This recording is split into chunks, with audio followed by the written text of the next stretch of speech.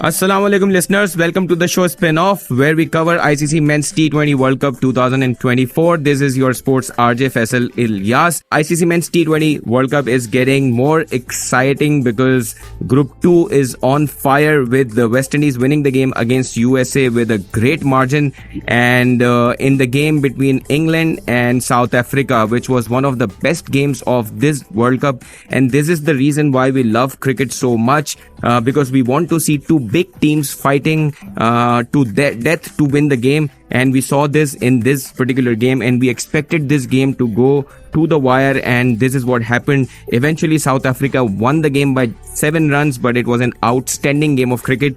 So this Group 2 has become very interesting because after West Indies win over USA, they have jumped to the second place. South Africa is still unbeaten, and we see that they line themselves up for a big upset in the big games. But we expect South Africa to not do this in this year's tournament because they've been so good in this tournament and nobody gave them chance against England, but they won the game and it was a clinical game. We'll talk about both of these two games in our today's show. And with Pakistan team, a lot of controversies, a lot of news, a lot of bad news for the 15 member team that went for the World Cup and has come back. And one of the biggest mistakes that they seem to have made is that they have not come back to the country after their assignment. Some of the players have gone to UK. Some of the players are staying in US, like Babar and Shadab are there in US still.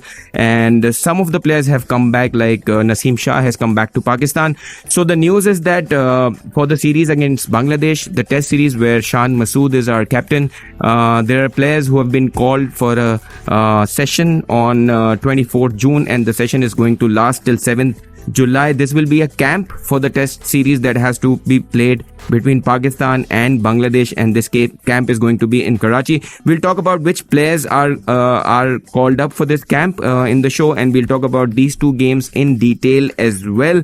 So two great games played in ICC Men's T20 World Cup, which we will dissect, and we'll explain these two games in detail. And two another games are to be played, one between India and Bangladesh and another between Afghanistan and Australia. And remember, the last time Afghanistan and Australia were face to face, we saw how Glenn Maxwell played the innings of his life. So a lot to expect from these two games. But right now we'll talk about the game between England and South Africa. This game was played at Darren Sammy Stadium in St. Lucia, where England have already played their games and England had an advantage. They won the toss, they opted to bowl first, and the result was that South Africa won the game by 7 runs. But all eyes were on England because they were the favourites in this game.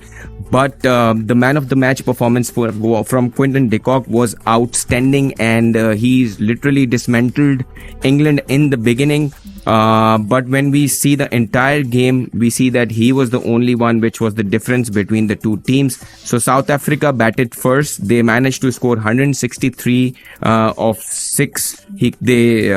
6 wickets fallen from their end. Quinton de Kock, like I said, he scored 65 in only 38 deliveries. David Miller, their outstanding lower order batsman, he also scored 43 of just 28. And Reza Hendricks, their opener, also scoring 19 of 25 deliveries. But we saw that England pacers Jofra Archer and Mark Wood were struggling. So on these pitches that we have seen, that extreme pace is not that great. I mean, you have to bowl a little with the less pace, and you have to utilize the pitch more. But we saw that bowlers like Jofra Archer and Mark Wood struggled. Although Archer took 3 wickets, he conceded 40 runs, which was enough on a ground where the total that was scored is 163.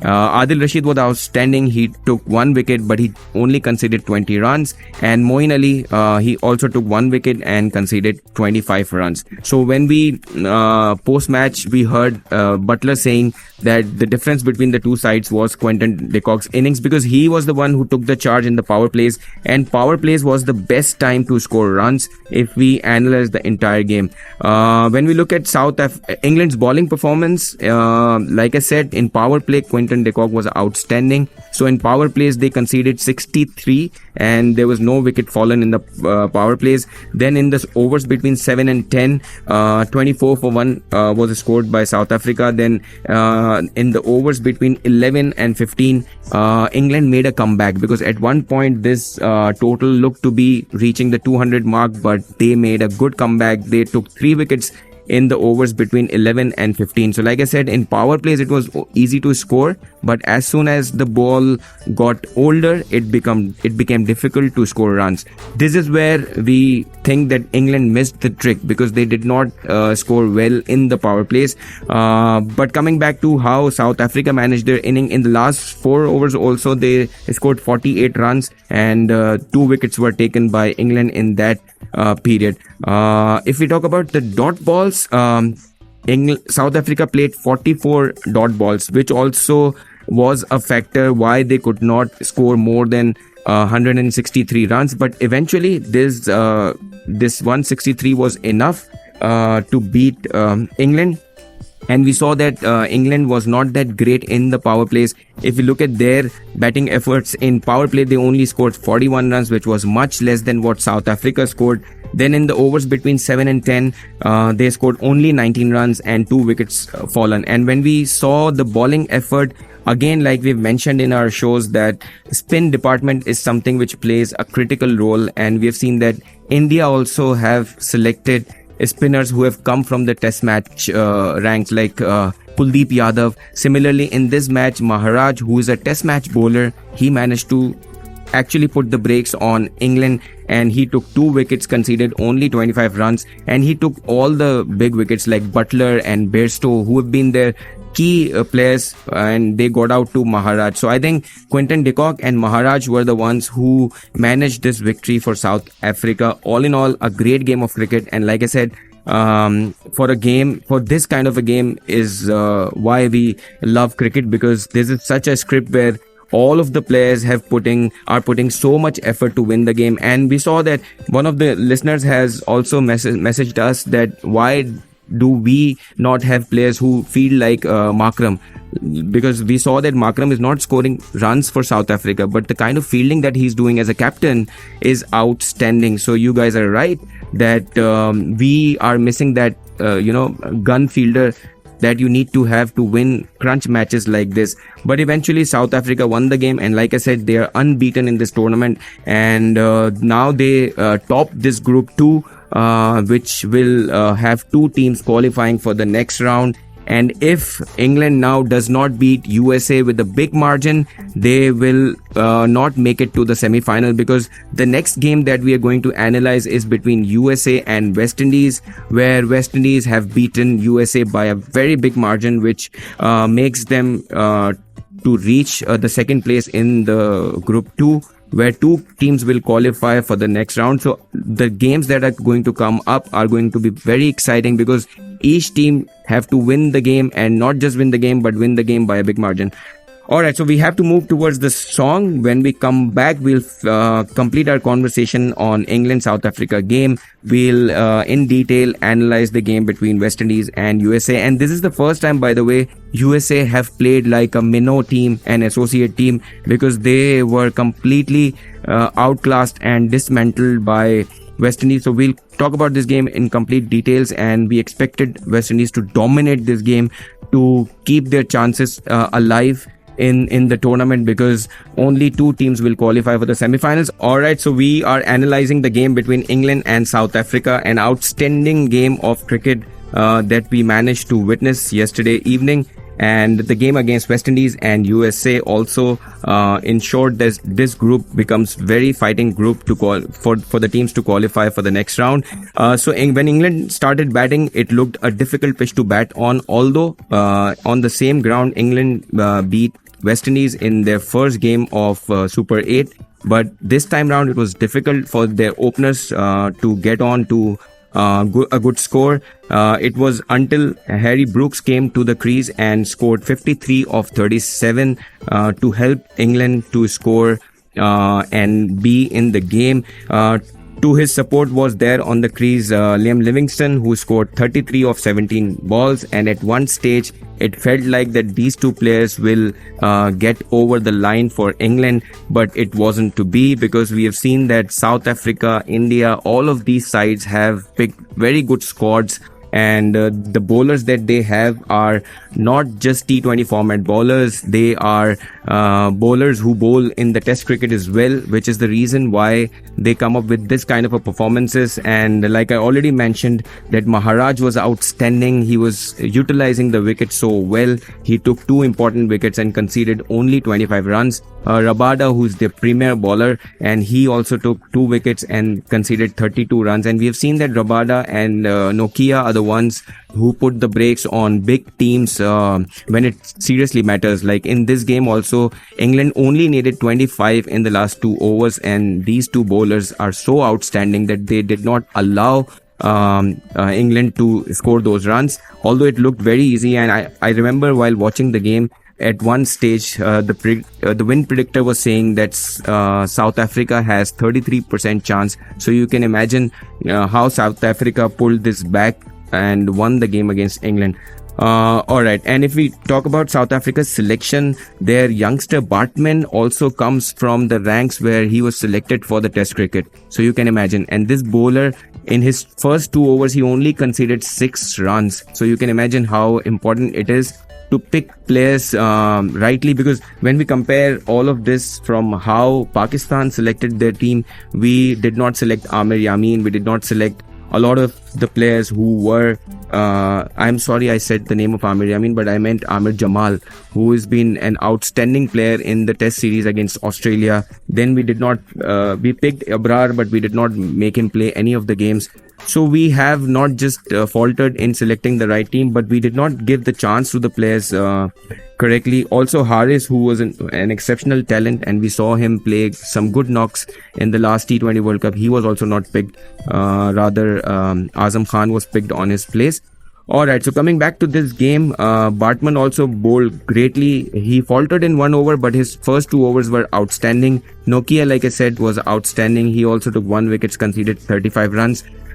England also played 40 dot balls in the game, which also is something that they need to look at. Although they played less dot balls compared to South Africa, but South Africa had a great start because of Quinton de Kock's inning, and eventually de Kock became the man of the match. And he, by the way, has this 50, the 50 that he scored in just 22 balls is a joint quickest 50 in this T20 World Cup. So outstanding game of cricket for South Africa. And now they clearly are the favorites to qualify for the semi-finals.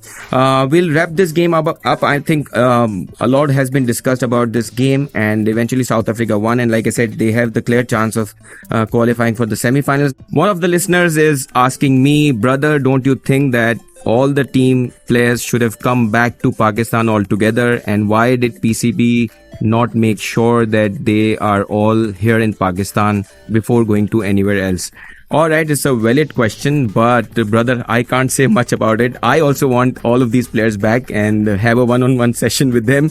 But you're right. I think how this itinerary is set up, because if you've if you have come out of the tournament, you should have been back to the home country. But again, these players are very big, and we know some of the players are kings, and some players have a lot of I mean connections whereby they can move here and there, but I'm sure they will all come back, and PCB will have their conversation with all of the players. By the way, a lot of players have been called in the camp in Karachi, which is going to make them practice for the test series, which is going to this camp is going to start from 24th June and it will go till 7th July. We'll talk about the players who have been asked, and big players like Sarfraz Ahmed is part of it, and we all know that Shan Masood is the red ball captain, and Jason Gillespie, who is our test head coach, who's also joined the camp, which is a good sign. I mean, when a coach looks at the players in the camp, then he can decide better as to which players should be part of the squad and should be in the playing 11. Alright, we'll move our focus towards the T20 World Cup and the games being played yesterday. Yesterday evening, this England-South Africa game was won by South Africa by a narrow margin of 7 runs. And now England play USA next on 23rd of June, which is tomorrow at Barbados. And this game is very critical for England, not just to win, but win by a big margin, because in this Group 2, West Indies are already placed on the second place, which means right now, if you look at the group, then South Africa and West Indies qualify. So to displace West Indies from the second spot, England has to win their game against USA and win this game big. South Africa play West Indies in the next game on this group, and it's gonna be played on 24th at Antigua. So a lot of good games to come up. Now we'll move towards the game that was played today morning between West Indies and USA. And like I said, this is the first time that USA played like an associate team, and West Indies completely dismantled USA in this game. And this was expected at some stage, because we expected USA to eventually falter in one game. And it's all good for this tournament, because we want West Indies, and some of the pundits have already nominated West Indies to be playing in the semi-finals. So this was expected. And seriously speaking, West Indies is a fully star-studded team, and who doesn't want this team to be in the semi-finals, because they can give tough time to big teams like Australia and India. Who can forget India lost to them in 2016 World Cup, where they became the champions, and India was hot favorite to win that tournament because it was happening in India. So West Indies is a team which can do anything on a given day, and very unexpected results can come from West Indies, just like Pakistan, but Pakistan has been dismal in this tournament.